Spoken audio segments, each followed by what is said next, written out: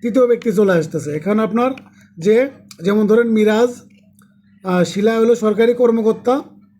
এখন মিরাজের কাছ থেকে লোকমান ভাই কি করতেছে, ঘুষ নিচ্ছে। ঘুষ নিয়ে বলতেছে যে মিরাজ তোমার চাকরি আমি দিয়ে দিব, তোমার 5 লাখ টাকা লাগবে।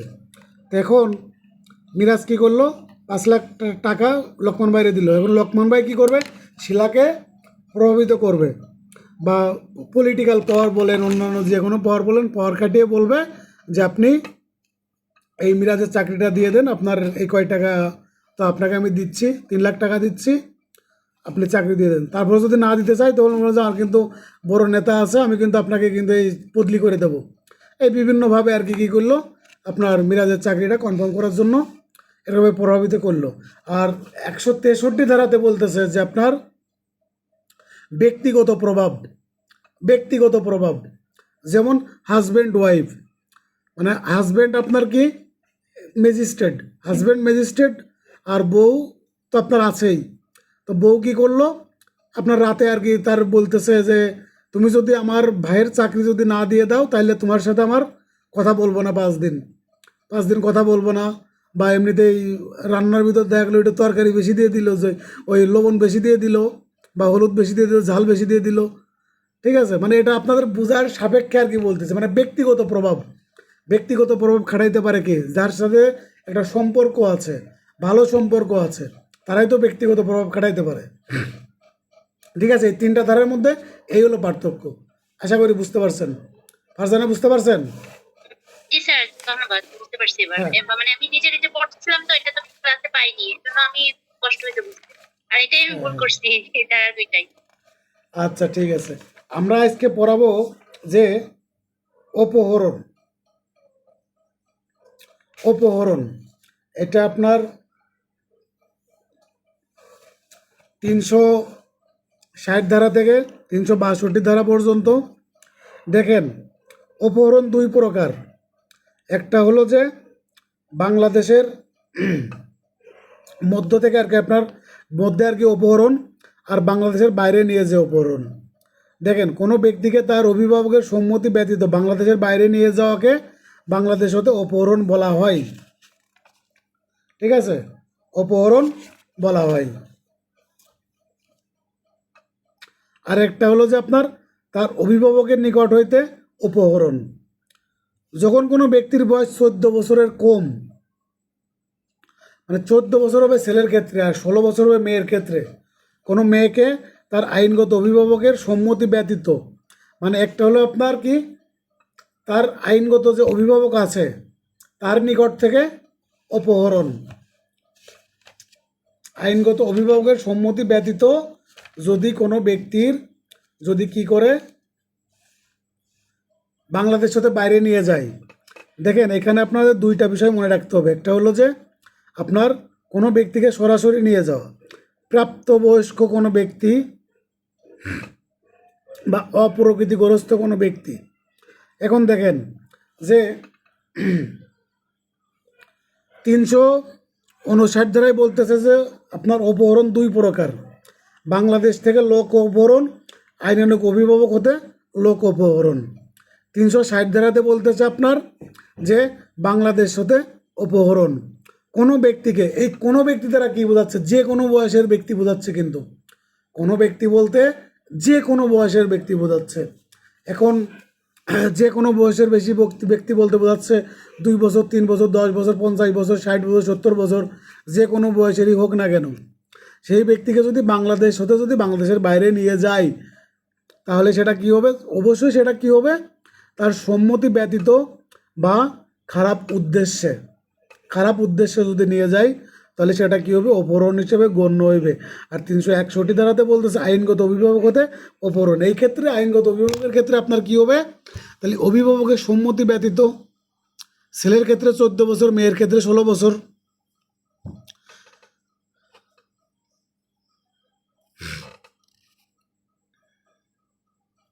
হ্যাঁ, তাহলে এই যে আপনার আপনার এখানে 2টা জিনিস পাইলাম, যে মেয়ের ক্ষেত্রে 16 বছর, ছেলের ক্ষেত্রে 14 বছর।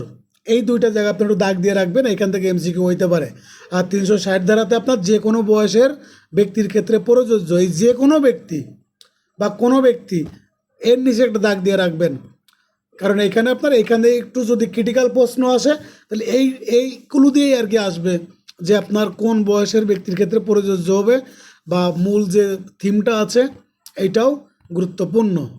তাহলে আমরা 359 ধারাতে আমরা পাইলাম যে অপহরণ দুই প্রকার। অপহরণ কত প্রকার? দুই প্রকার। একটা হলো বাংলাদেশ থেকে অপহরণ, আরেকটা হলো যে আইনানুগ অভিভাবক হইতে অপহরণ।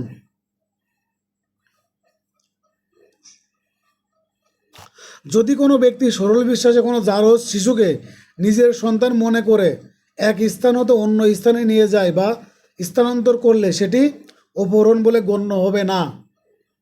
ঠিক আছে, এটা অপহরণ হিসাবে গণ্য হবে না। যদি কোনো ব্যক্তিকে সরল বিশ্বাসে কোনো জারজ সন্তানকে বা শিশুকে নিজের সন্তান মনে করে এক স্থান থেকে অন্য স্থানে নিয়ে যায় তাহলে সেটা কি হবে না? অপহরণ হিসাবে গণ্য হইবে না। এই যে আপনার এই বিধানটা করেছে, এটা কিন্তু শুধু শুধু করে নাই। এখানে কিন্তু বলা আছে যে জারজ সন্তান, শুধুমাত্র জারজ সন্তানের ক্ষেত্রে। কারণ কি অনেক সময় দেখা যায় যে জারজ সন্তান, এদের বাপ মা কোন জায়গায় কীভাবে মানুষ হবে বা কিভাবে তাদের জীবনযাপন করবে তার ঠিক ঠিকানা নাই। কেউ যদি ওই সন্তানকে নিজের সন্তান মনে করে বা নিজের পালিত সন্তান মনে করে যদি পালিত করে তাহলে সেটা কি হবে? সেটা অপরাধ হিসাবে গণ্য হইবে না।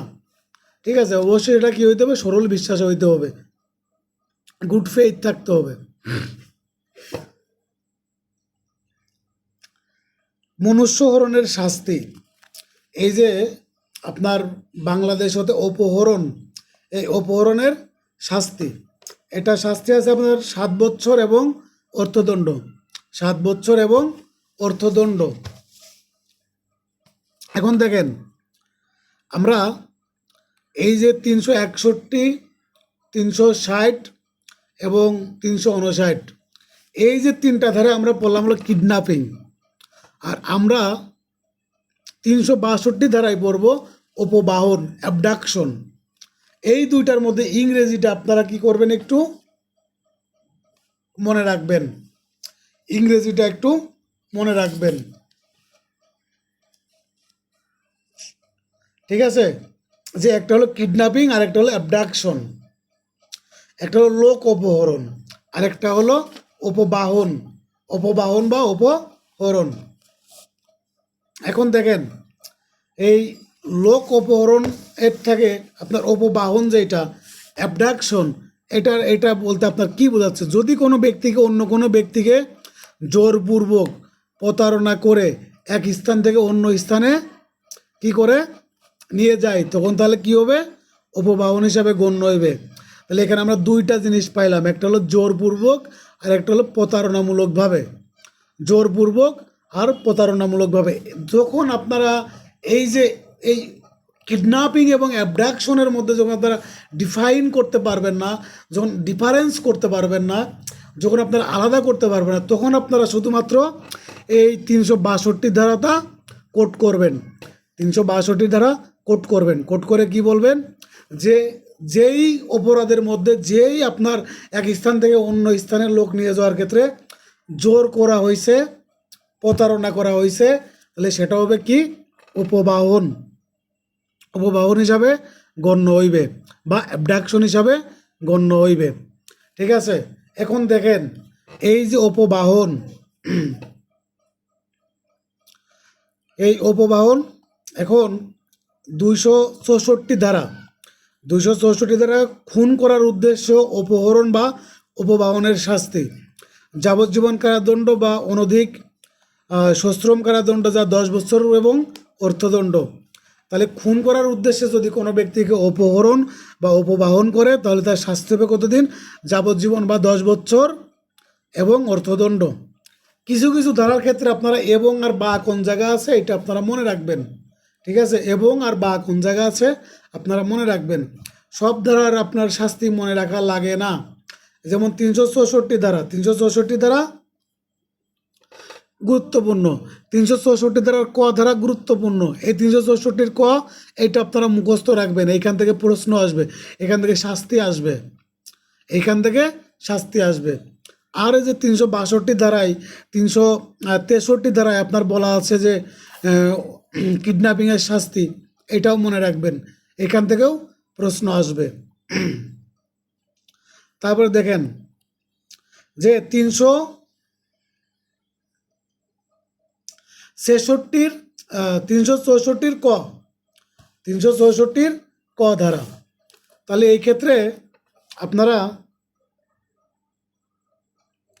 শাস্তি হবে মৃত্যুদণ্ড বা যাবজ্জীবন কারাদণ্ড বা অনধিক 14 বছর পর্যন্ত সশ্রম কারাদণ্ড এবং অর্থদণ্ড। তাহলে এখানে আমরা কয়টা ধারা পাইলাম, কয় রকমের শাস্তি পাইলাম? 3 রকমের শাস্তি পাইলাম। মৃত্যুদণ্ড দিতে পারে, যাবজ্জীবন কারাদণ্ড দিতে পারে, আর সর্বনিম্ন দিতে পারে 14 বছর এবং অর্থদণ্ড। তাহলে এখানে আপনারা এই যে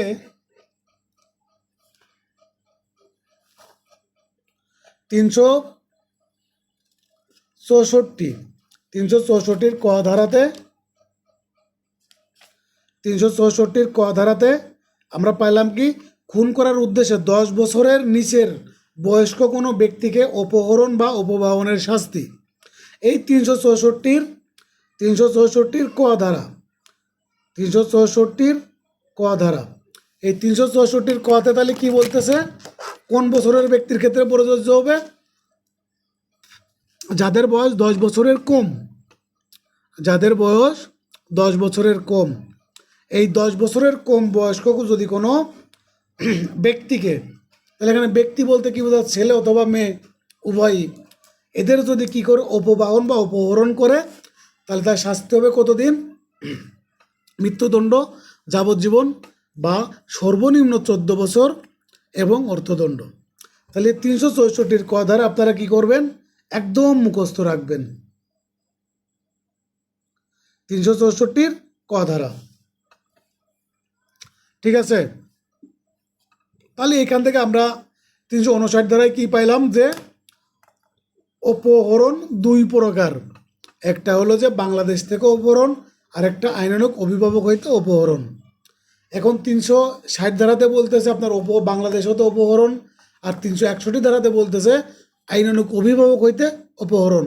তাহলে আমরা 3টা ধারা পেয়ে গেলাম, এই যে 359, 360, 361। তাহলে এই 3টা আপনার কি আসতেছে, আপনার অপহরণ সম্পর্কিত।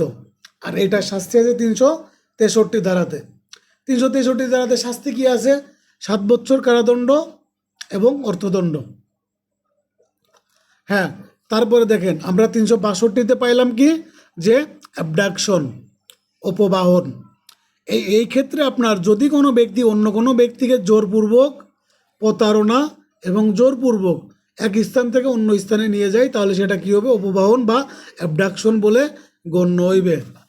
এখন দেখেন 364 ধারাতে আমরা আরেকটা শাস্তি বললাম, যে খুন করার উদ্দেশ্যে অপহরণ বা অপবাহনের শাস্তি।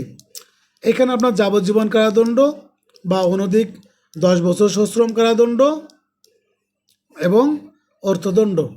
তাহলে আপনাদের আমি বললাম যে এখান থেকে আপনার 3টা ধারার শাস্তি মনে রাখবেন বা মুখস্থ রাখবেন। আপনার কাছে বেয়ার থাকলে একটু দাগায় নেন, পরবর্তীতে আপনাদের আমি আবারও বলবো। তবে আমি যেটা এখন বলে যাচ্ছি, এটাই আপনার এইখান থেকেই শাস্তি আসবে, এর বাইরে থেকে কোনো শাস্তি পরীক্ষাতে আপনাদের আসবে না। হ্যাঁ, তাহলে 363, 364 আর 364 ক।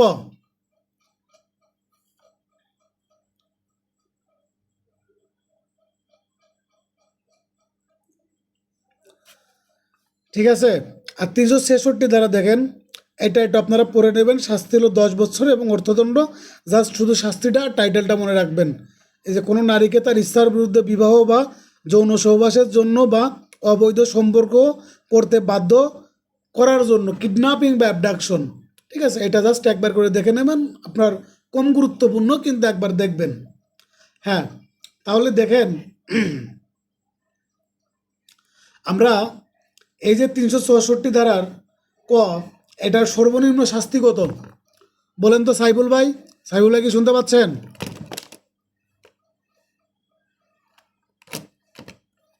নাদিয়া শুনতে পাচ্ছেন? নাদিরা? জি স্যার, হ্যাঁ, এই যে শুনতে পাইতেছি। খুন করার উদ্দেশ্যে 10 বছরের নিম্ন বয়স্ক কোনো ব্যক্তিকে যদি অপহরণ বা অপবাহন করে, তাহলে তার সর্বনিম্ন শাস্তি কত? 7 বছর স্যার কারাদণ্ড ও অর্থদণ্ড। 14 বছর। 14 বছর হ্যাঁ, 14 বছর আমরা সশ্রম কারাদণ্ড। বললাম যে মৃত্যুদণ্ড বা যাবজ্জীবন কারাদণ্ড এবং বা 14 বছর পর্যন্ত কারাদণ্ড এবং অর্থদণ্ড। ঠিক আছে, তাহলে আমার এখানে মৃত্যুদণ্ড দিতে পারে, যাবজ্জীবন কারাদণ্ড দিতে পারে, সর্বনিম্ন দিবে 14 বছর, এবং এই তিনটার সাথেই দিবে কি অর্থদণ্ড দিবে। হ্যাঁ, এখন এই যে অপহরণ আর অপবাহন, শুনে মনে হয় কিছু বলতে চাচ্ছ, বলো। হ্যাঁ, এই যে 364 ক বললেন না, এখানে কিন্তু আপনার ওই কথাটা বলা আছে, যুক্ত করেছে আইন পাঠে যে 7 বছরের হবে, কিন্তু 7 বছর নিচে হতে পারবে না ভাই। 14 বছর হবে ঠিক আছে, কিন্তু এই শাস্তিটা 7 বছরের নিচে হতে পারবে না। সেক্ষেত্রে এখানে সর্বনিম্ন দেওয়া 7 বছর। 364 ক। 364 ক, এটা কোথায় বলা আছে? আইন পাঠে। হ্যাঁ হ্যাঁ, বলা আছে যে আপনার 14 বছর হবে ঠিক আছে, কিন্তু এই শাস্তিটা 7 বছরের নিচে হতে পারবে না ভাই। সর্বনিম্ন 7 বছর দেয়া যাবে আর কি। কারোর কাছে কি বেয়ার অ্যাক্ট আছে? জি স্যার আছে, বিয়ের একটাও সেম কথা লেখা আছে স্যার। বাংলায় দেখেন কত লেখা আছে, 7 ইংরেজি বছর লেখা আছে ভাই এখানে বাংলা। বাংলায় লেখা আছে সর্বোচ্চ 14 বছর এবং সর্বনিম্ন 7 বছরের কম হবে না। কিন্তু আমার কাছে যে বেয়ার অ্যাক্ট আছে না, এটাতে ইংরেজিতে দেওয়া আছে যে লেস দ্যান 7 ইয়ার, কিন্তু বাংলাতে দেওয়া আছে 14 বছর। আমার বেয়ার অ্যাক্টে ভুল করছে, ঠিক আছে? আমারটাও সেম, আমার তো 14 বছর দেওয়া, ইংলিশে 7 ইয়ার্স। হ্যাঁ, আমার আচ্ছা, বেয়ার অ্যাক্টে আর কি এটা ভুল করছে, এই জন্য আর কি মিস্টেক হয়েছে। এটা আপনারা সবাই একটু কারেকশন করে নেন। আপনার আপনার বিয়ের একটা কি 364 পদে অর্থদণ্ডের কথা হ্যাঁ, অর্থদণ্ডের কথা বলা আছে এবং সর্বনিম্ন বলা আছে 14 বছর, ঠিক আছে? আমার এখানে তো অর্থদণ্ড দেওয়া নাই স্যার। অর্থদণ্ড হবে, ঠিক আছে?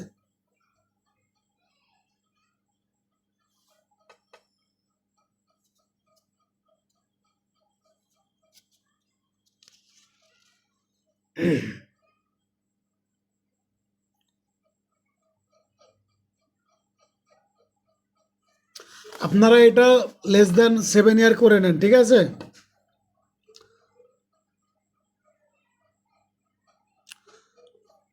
চোদ্দ বছর থেকে 7 বছর। ধন্যবাদ। আমার সুমন। এখানে 7 তো ডিটেইল দেওয়া আছে, মানে আমারটা মনে হয় এই বছরের তো বইটা, এই জন্য কিনা। হ্যাঁ হ্যাঁ হ্যাঁ।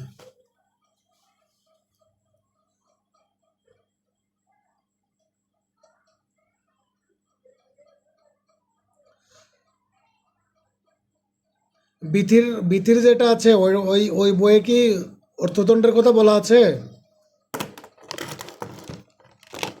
দেখেন তো। হ্যাঁ বলা আছে, যা 7 বছরের কম হবে না দণ্ডিত হবে ও অর্থদণ্ডেও দণ্ডিত হবে, এটা লেখা আছে। ঠিক আছে, হ্যাঁ, এটা আপনারা কারেকশন করে নেন।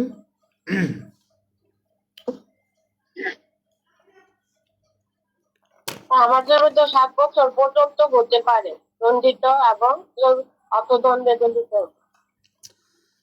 ঠিক আছে, যে কোনো গণনার কারাদণ্ডে তার হ্যাঁ, এখানে আমি যে যে ধারাগুলো আপনাদের বললাম, এই ধারাগুলো আর যে 3টা ধারার শাস্তির কথা বলেছি, এই 3টা ধারার শাস্তি মনে রাখবেন।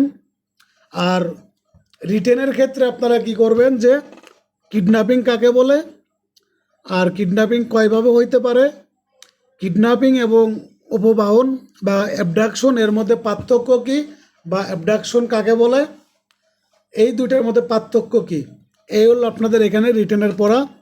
আপনারা কিডন্যাপিং এবং অ্যাবডাকশন এই দুটার মধ্যে পার্থক্য আপনারা খুব ভালো করে পড়ে রাখবেন। আর যে অপহরণ কতভাবে হইতে পারে, কয়ভাবে অপহরণ হইতে পারে, এইটার একটা প্রশ্ন। আর আপনার অপহরণ আর অপবাহন এই দুইটার মধ্যে পার্থক্য কি, ঠিক আছে? রিটেনের জন্য আপনারা এইটুকুই পড়বেন আর এই 3টা দ্বারা শাস্তি পড়বেন, ঠিক আছে? এখন আমরা পরবর্তী ধারাতে চলে যাব, পরবর্তী অধ্যায়ে আমরা পরবর্তী অধ্যায় পড়ব ধর্ষণ। নিম্নোক্ত যে কোনো মানে ধর্ষণ এবং এর কি কয়টা ভাবে হইতে পারে, কোন ধরনের উপাদান আছে, শাস্তি কি। আমরা জানি বর্তমানে কিন্তু আপনাদের এই যে রেপের মামলা কিন্তু আপনাদের দণ্ডবিধি অনুযায়ী কিন্তু হয় না, ওরা কিন্তু নারী ও শিশু নির্যাতন দমন আইনে ওরা আর কি এই রেপের মামলাগুলো করে থাকে। এটাতেও মামলা হবে, অবশ্যই হবে, কিন্তু বেশিরভাগ মামলাগুলো নারী ও শিশু নির্যাতন দমন আইনের 9 ক, খ, গ, ঘ, গ অনুযায়ী দায়ের করে। 9-1, 9-2, 9-3, 9-4 এগুলো আর কি। ঠিক আছে, তারপরেও আমাদের যেহেতু দণ্ডবিধিতে এখন পর্যন্ত এটা বহাল আছে, সো আমাদের এটা অবশ্যই পড়তে হবে, গুরুত্ব সহকারেই পড়তে হবে। হ্যাঁ, দেখেন যে রেপ হইতে পারে 5 ভাবে, ধর্ষণ হইতে পারে 5 ভাবে। 1 নম্বর দেখেন উপাদানগুলো 5 ভাবে।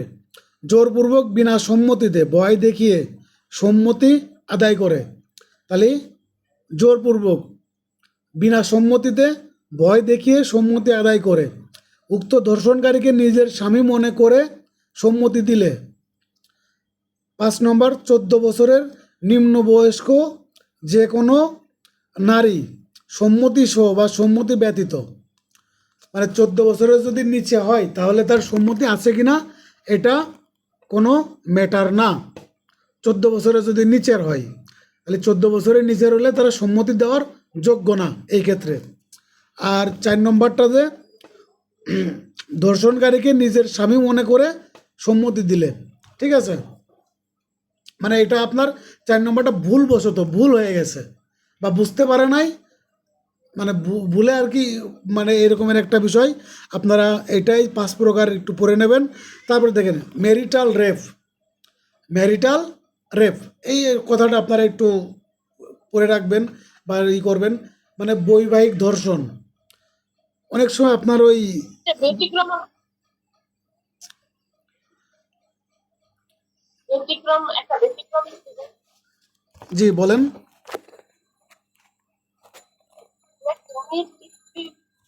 স্ত্রীর বয়স 13 বছরের কম না হলে আমি ওইটাতে যাচ্ছি, আমি ওইটাই বললাম যে ম্যারিটাল রেপ। ঠিক আছে, ম্যারিটাল রেপেই যাচ্ছি।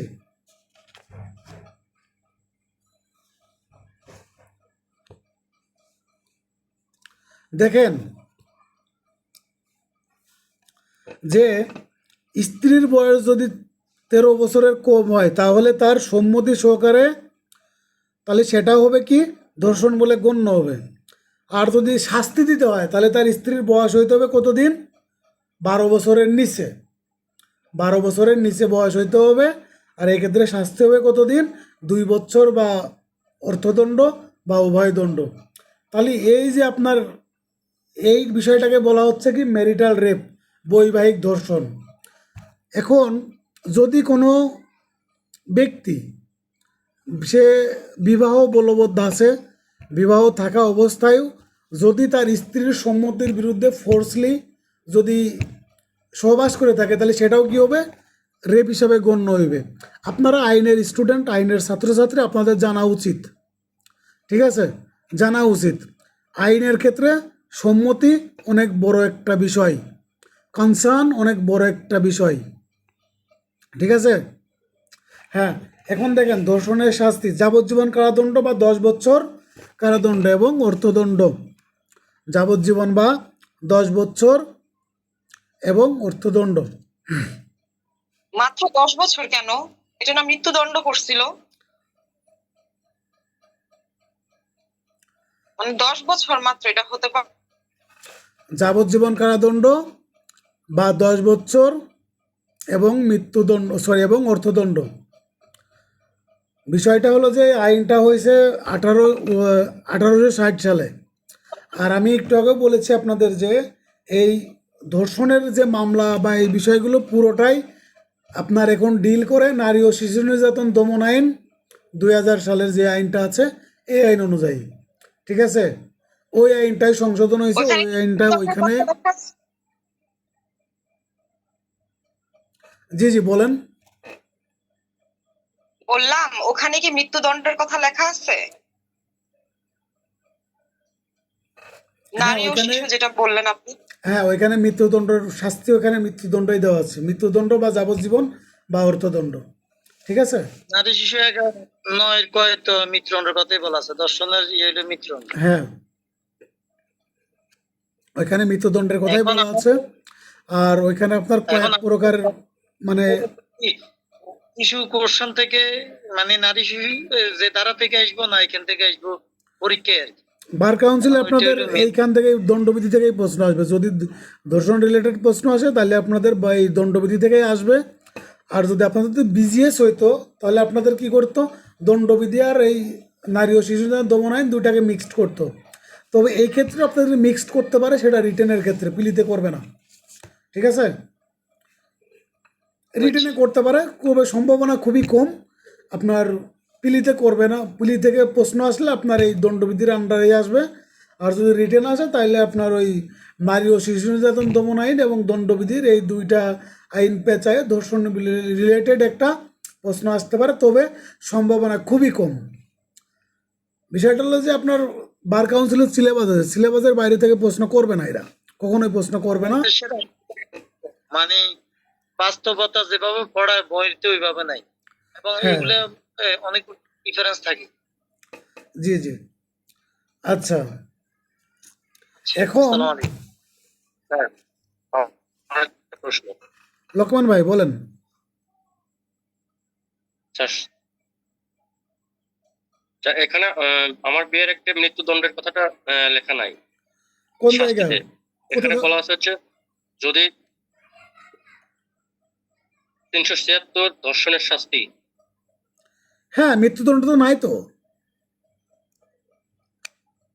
আপনার বই। ঠিক আছে ভাই, মৃত্যুদণ্ডের কথা নেই। আর যার দোষিত নারীটি যদি স্ত্রী হয় তাহলে তার বয়স যদি 12 বছর কম হয় সেক্ষেত্রে এখানে দণ্ডবিধিতে নাই।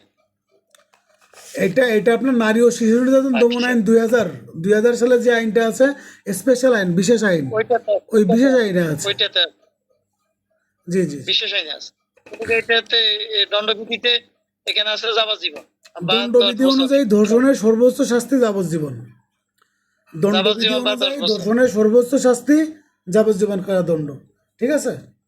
আর যদি সামগ্রিকভাবে বলে, সামগ্রিকভাবে যদি আপনাদের প্রশ্ন আসে যে ধর্ষণের শাস্তি কত, যদি মৃত্যুদণ্ড দেওয়া থাকে তাহলে অবশ্যই আপনারা কি করবেন, মৃত্যুদণ্ড দেখাবেন। তবে প্রশ্নকর্তা অবশ্যই ক্লিয়ার করে দেবে যেটা দণ্ডবিধি অনুযায়ী নাকি